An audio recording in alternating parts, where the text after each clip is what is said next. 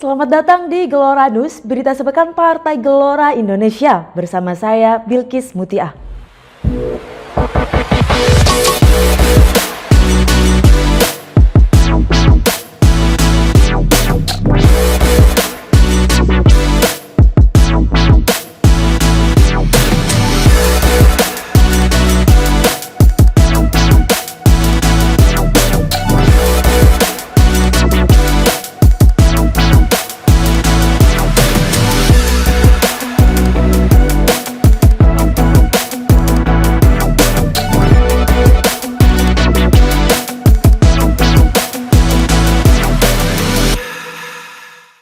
Berita pertama, Anies Mata terpilih secara aklamasi sebagai Ketua Umum Partai Gelora Indonesia untuk masa bakti periode kedua 2024 hingga 2029.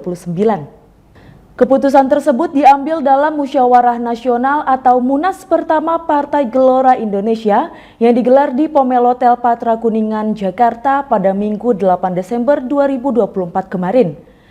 Munas dipimpin Ketua Majelis Permusyawaratan Nasional atau MPN, Kiai Haji Ahmad Muzaffar Jufri, didampingi Sekretaris MPN Handoyono Prihantanto, serta para Wakil Ketua MPN Musyafa Ahmad Rahim, Ridwan Talib, dan Ina Saleha. Pelaksanaan Munas pertama Partai Gelora berjalan mulus karena sebelumnya telah menjadi keputusan Rapat Koordinasi Nasional atau Rakornas khusus Majelis Permusyawaratan Nasional, Mahkamah Partai, Dewan Pimpinan Nasional, dan Dewan Pimpinan Wilayah pada Sabtu 7 Desember 2024 lalu. Menanggapi keputusan Munas pertama yang meminta dirinya kembali menjadi Ketua Umum Partai Gelora periode 2024 hingga 2029, Anies Mata menyatakan menerima amanah dan bertanggung jawab. Ini kayaknya Munas tercepat dalam sejarah politik di Indonesia ya. Saya ingin mengucapkan terima kasih sedalam-dalamnya kepada saudara-saudara semuanya yang telah menyetujui saya kembali memimpin Partai Gelora untuk periode 2024-2029. Dan juga mempercayai sebagai formatur tunggal untuk menyusun kabinet Gelora yang akan datang insya Allah.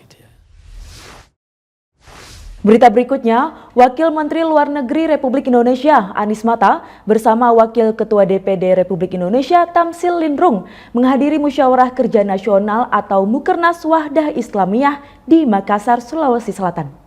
Berlangsung di Asrama Haji Embarkasi Makassar pada Kamis 5 Desember 2024 lalu, acara ini dihadiri oleh ratusan peserta dari berbagai wilayah Indonesia, membahas berbagai isu strategis, termasuk isu internasional seperti kondisi terkini Palestina. Dalam sambutannya, Anies Mata menyampaikan pentingnya solidaritas umat Islam dalam mendukung perjuangan rakyat Palestina. Ia juga menegaskan peran Indonesia sebagai salah satu negara yang selalu konsisten mendukung hak-hak kemerdekaan Palestina di forum internasional.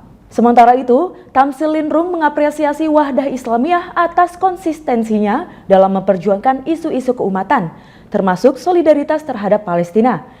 Ia menambahkan bahwa acara ini juga menjadi ajang reuni bagi para tokoh dan aktivis yang memiliki semangat perjuangan yang sama. Gerakan isu Palestina tidak lagi sekedar sebagai isu dunia Islam, tetapi sudah menjadi isu kemanusiaan yang akan menjadi awal dari akhir sebuah entiti politik yang namanya Israel. Awal dari sebuah akhir. Berita selanjutnya, Wakil Menteri Perumahan dan Kawasan Permukiman Republik Indonesia, Fahri Hamzah, menjadi keynote speech bertema arah baru sektor perumahan dan energi dalam acara Indonesia Policy Dialogue yang diselenggarakan katadata.co.id. Berlangsung pada Rabu 11 Desember 2024, Wakil Ketua Umum Partai Gelombang Rakyat Indonesia itu mengungkapkan ketiga tantangan besar yang harus diatasi untuk merealisasikan target ambisius ini, yakni persoalan tanah, perizinan, dan pembiayaan. Wakil Ketua DPR periode 2014 hingga 2019 ini juga menyoroti filosofi di balik program 3 juta rumah ini, sebagaimana yang telah ditetapkan oleh Presiden Prabowo Subianto dalam pengalokasiannya, yakni pembangunan 1 juta rumah untuk perkotaan, 1 juta untuk pedesaan, dan 1 juta untuk wilayah pesisir. Namun, karena wilayah pesisir termasuk dalam kategori pedesaan, 2 juta rumah diarahkan untuk desa dan pesisir, sedangkan sisanya untuk perkotaan. Jadi kami ini sebenarnya diberikan beban untuk menyelesaikan masalah papan, tapi bukan papannya saja, tapi papan yang punya efek secara masif kepada kesejahteraan. Itu sebabnya satu-satunya kementerian yang dilahirkan melalui satu mekanisme yang sangat hati-hati karena beliau membentuk Satgas Perumahan yang dipimpin oleh Pak Hasyim. Saya kira waktu itu utusannya Pak Hasyim, Pak Boni pernah diundang ke forum ini juga. Lalu diskusi berbulan-bulan dirumuskanlah satu ketetapan untuk melahirkan Kementerian Perumahan. Yang tadinya berada sebagai salah satu dirjen saja di antara dirjen-dirjen di Kementerian PUPR, sekarang dijadikan satu kementerian yang besar, dengan power yang cukup besar. Bayangannya adalah kementerian ini lahir sebagai dirijen dari orkestra membangun perumahan. Tapi tidak saja membangun perumahan, tapi menciptakan kemakmuran yang masif. Sebab memang sektor properti ini di antara sektor yang linkage multiplying efeknya kepada sektor lain cukup besar.